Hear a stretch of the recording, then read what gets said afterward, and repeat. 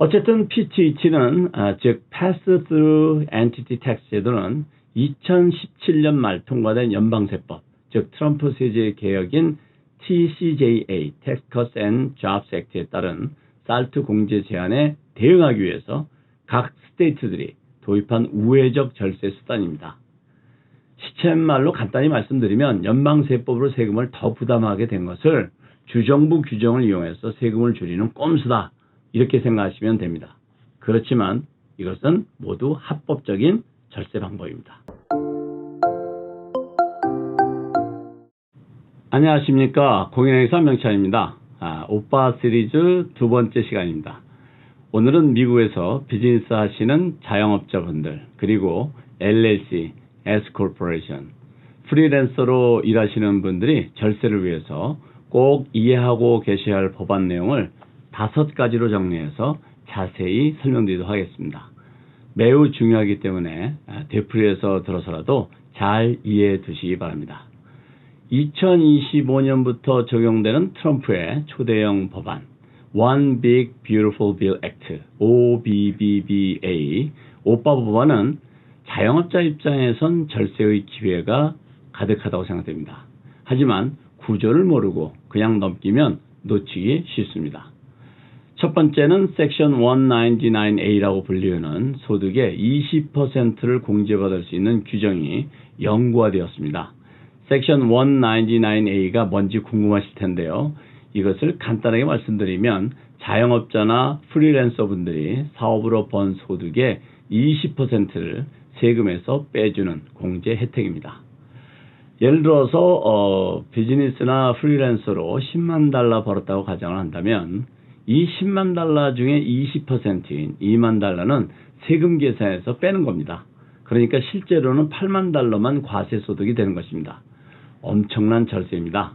예를 하나 들어보겠습니다. 프리랜서 웹디자이너 민지 씨는 1년에 $100,000를 법니다. 그리고 필요한 장비랑 소프트웨어와 같은 비용으로 $20,000를 지출했습니다. 자, 그럼 순이익은 얼마죠? 네, $80,000가 되겠죠. 그런데 여기에 섹션 199A를 적용하면 $80,000의 20%, 즉 $16,000를 공제받게 되는 것입니다. 따라서 세금은 $64,000 기준으로 계산해서 납부하면 되는 것입니다. 자, 그럼 누가 이 혜택을 받을 수 있을까요? 네, 이것이 궁금하실 텐데요. 바로 패스로 소득을 가지고 계신 분들이 혜택을 받을 수 있습니다. 예를 들면 자영업자라든지 프리랜서, 인디펜던트 컨트랙터, 부동산 중개 전문인들, 그리고 LLC나 Scorporation 형태로 사업을 하시는 분들, 네, 이런 모든 분들이 이 섹션 199A에 해당이 됩니다. 이 섹션 199A는 원래 2025년에 끝날 예정이었습니다. 그런데 이번 오빠 법안 덕분에 이제는 영구화되었습니다. 즉 앞으로도 계속해서 20% 소득공제를 받을 수 있다는 것입니다. 자영업자, 프리랜서와 같은 분들을 포함해서 LLC나 Scorporation으로 사업하시는 분들에게는 정말 큰 혜택인 것이기 때문에 놓쳐서는 안 되겠습니다. 두 번째는 PTET를 이용한 SALT 제한을 피해서 우회로 주정부에 납부한 세금을 공제받을 수 있는 것이 유지된다는 것입니다. 말이 좀 어렵죠? 네, 개념부터 정리해드리겠습니다. 먼저 SALT, SALT는 State and Local Tax의 약자입니다. 말하자면 우리가 납부하고 있는 주정부 소득세라든지 재산세, 세일 텍스 이런 것들을 통틀어서 말하는 것인데요. 원래는 주정부에 낸 세금을 연방소득세 신고할 때 공제할 수 있었습니다. 그렇지만 2017년 트럼프의 TCJA 세법 이후에 주정부 세금을 공제받는 SALT 공제는 연 $10,000,000까지만 가능하도록 규정했습니다. 결국 이러한 제한은 특히 캘리포니아, 뉴욕, 뉴저지와 같은 주인 소득세가 높은 지역에 거주하는 고소득자들에게는 큰 타격이었습니다. 그전엔 거의 제한 없이 공제받다가 갑자기 $10,000,000까지 밖에 공제받을 수 없게 되었으니까요. 자, 다음은 PTET가 뭔지 이해해 보겠습니다. PTET는 Pass-through Entity Tax의 약자인데요.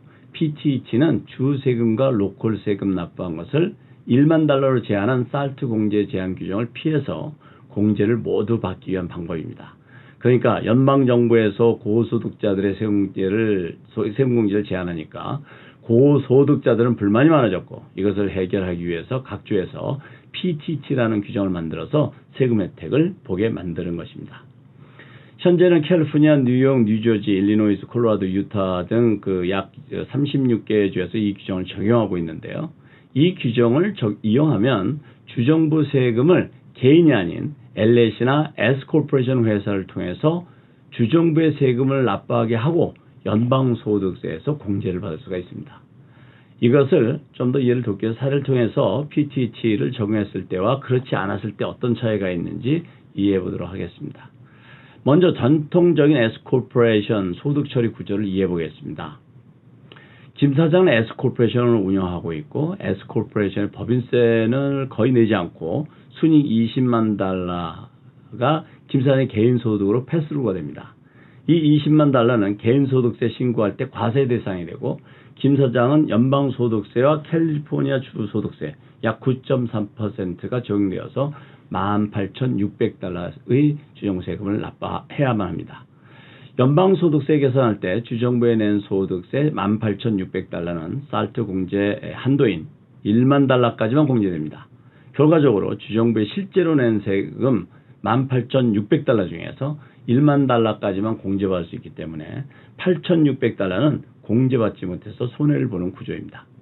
그렇다면 같은 사례를 가지고 이번에는 PTET를 활용한 소득 처리 구조를 이해해 보겠습니다. 김 사장이 PTET를 선택합니다. 그리고 Scorporation이 김 사장의 주정부 소득세 20만 달러의 9.3%인 18,600달러를 회사 명의로 납부합니다. 이 세금은 회사의 익스펜스로 처리가 되겠죠. 그러면 연방소득세 계산할 때 소득 20만 달러에서 주정부 세금 18,600달러를 공제한 18만 1,400달러를 과세소득으로 계산하게 되니까 과세소득 자체가 줄어들게 됩니다.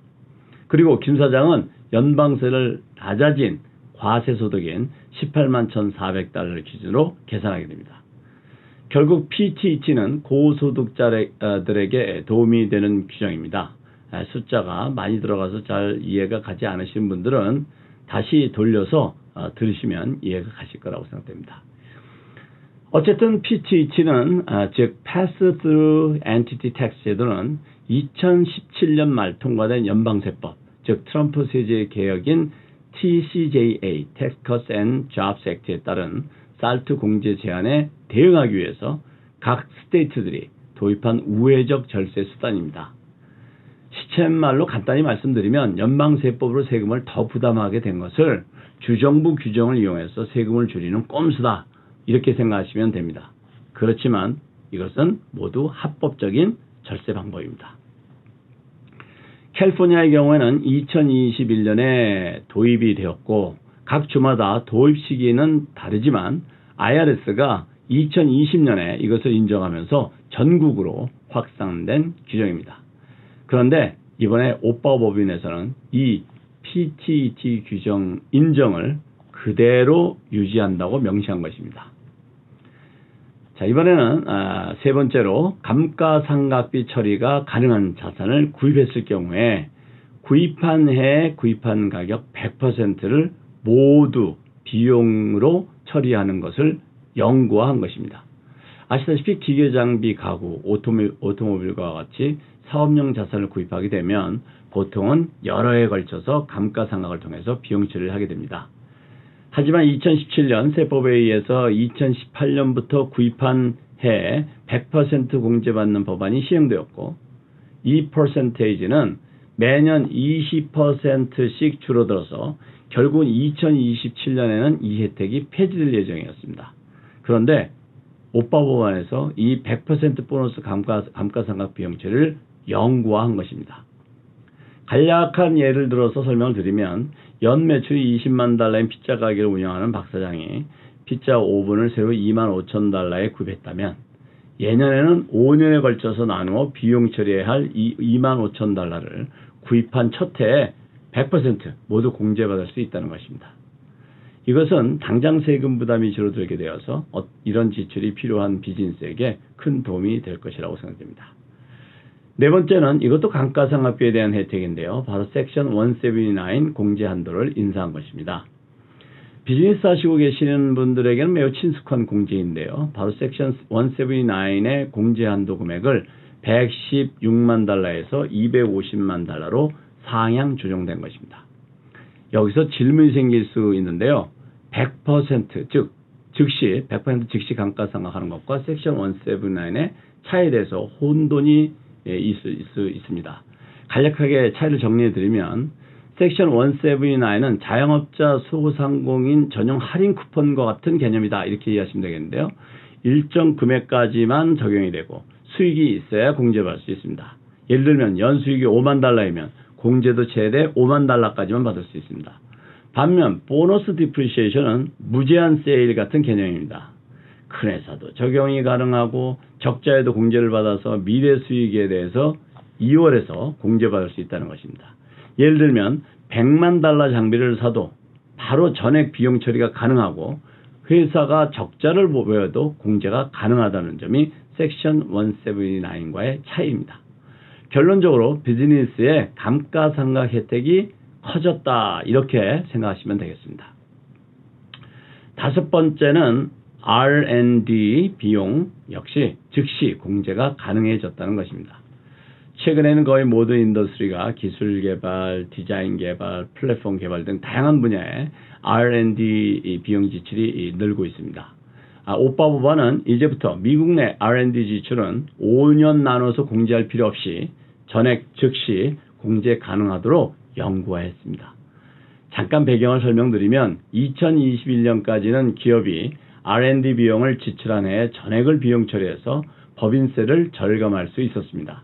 그런데 2022년부터는 트럼프의 일기 세무법안인 TCJA 규정에 따라서 미국 내 지출은 5년, 해외 지출은 15년 동안 나눠서 감가상각해야 했습니다.